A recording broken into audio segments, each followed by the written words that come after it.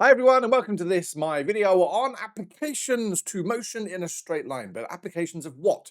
Well, differentiation, of course. My name's Darren from Maths Guru. Thanks very much for joining me. Hopefully this video is going to be amazing and help you smash this particular section of the course. Behind me are our learning objectives. So we're going to look at position and distance and displacement and speed and velocity. And in the UK, this course is massive. To be honest with you, it's a course in itself. But here in Australia, we seem to squeeze it in one lesson. Okay, that's right, we can do this. We're going to look at how to convert units of speed and velocity and what it means by acceleration and how to apply this and all of our previous theory to some problems that involve motion in a straight line. Okay, good to go? Fabulous. Now, before I get into this particular question or the recap, can you subscribe to my YouTube channel? It's massive. It just means you are supporting the work that I'm doing and I continue doing it, if that's okay. Now, it might feel like a new part of the course, but realistically speaking, you've been doing this before, and probably in science, you've done it to death. You might remember from science this formula here, which says speed is equal to distance over time. Okay, fairly basic. It gets a little bit more complicated, but let's just break it down first and get what are the terms are. Now, if I asked you your position and said, what's your current position? It's not a very good question, because what is position? Now, as I say here, for mathematics, it's a measure of how far on which side we are away from a fixed point, generally called the origin. All right. Now, it's normally considered with respect to a straight line, and that's what we're going to be dealing with at this moment in time. All motion in this video is going to be a straight line. We say that directions to the right of the origin. So if I have my origin here, he says, if I have a straight line and this is my origin, any positions on that side are considered to be positive. Any positions on that side are suggested to be negative.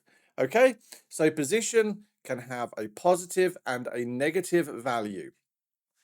Distance. Now, when you get into your car, you'll probably notice that there is this thing called an odometer, and that really measures your distance, right? Now, and I give this example here, that if this is where I live, and let's say the Maths Guru, and this here is Woolies, where I want to get my shopping. Now, theoretically, wouldn't it be lovely if I could just go in a straight line between the two? Well, highly unlikely with the way that the roads are in Melbourne.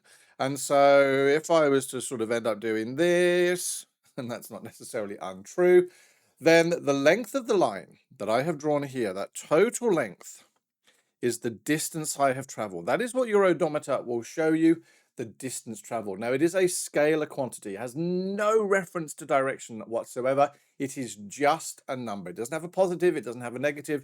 It is irrelevant.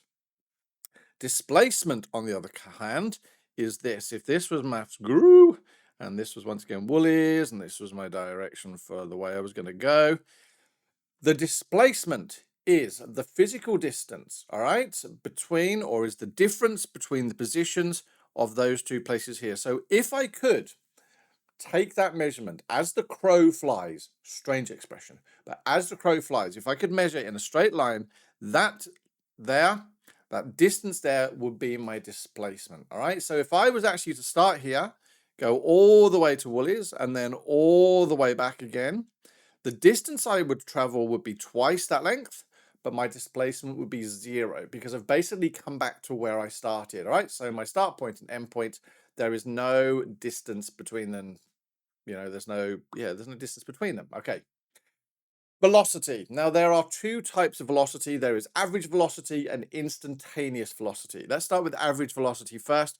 Average velocity is basically given with a change in position divided by a change in time. So we want a position at time 2, a position at time 1, and then effectively you just put it straight into your thing there. Now, that is basically the gradient of a distance time graph, and you may well have done this in science. Okay, so if I have a distance time graph, and distance basically can be x and t, and I've got some sort of distance time graph that does this, then if I want to find my average velocity, all I need to do is take 2 points on that graph, draw a straight line, and find the gradient. That's effectively what this is. This is y2 minus y1 over x2 minus x1.